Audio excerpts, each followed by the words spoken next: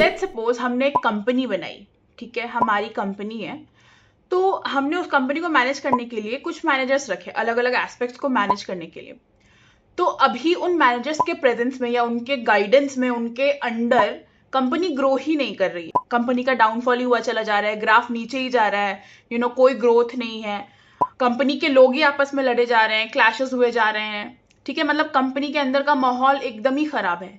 तो इन सारी चीजों के लिए हम क्वेश्चन किससे करेंगे? मैनेजर से करेंगे कि भाई तुम्हारे को मैनेजमेंट के लिए रखा गया है, तुम देखो, तुम हर चीज, अलग अलग चीजों के लिए अलग अलग मैनेजर्स हमने रखे हुए हैं, तो क्यों नहीं मैनेज हो पा रही हैं चीजें, क्या हो रहा है, क्यों गड़बड़ हो रहा है, ना ही ग्रो कर पा रहे हो तुम कंपनी को, ना ही ग्रोथ की तरफ ले जा पा रहे हो, ना ही तुम कंपनी में पीस रख पा रहे हो, हार्मनी रख पा रहे हो, then what are you doing?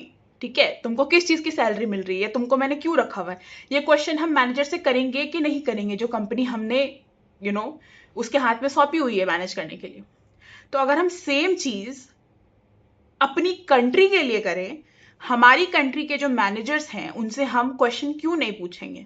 और अगर हमारी कंपनी के जो मैनेजर्स हैं वो आंसर नहीं करेंगे, हमारी कंट्री में जो भी चीजें हो रही हैं, उथल पुथल हो रही हैं, उन चीजों के बारे में अगर आंसरेबल हमारी कंट्री के मैनेजर्स नहीं हैं, तो फिर कौन है? तो कौन आंसर करेगा?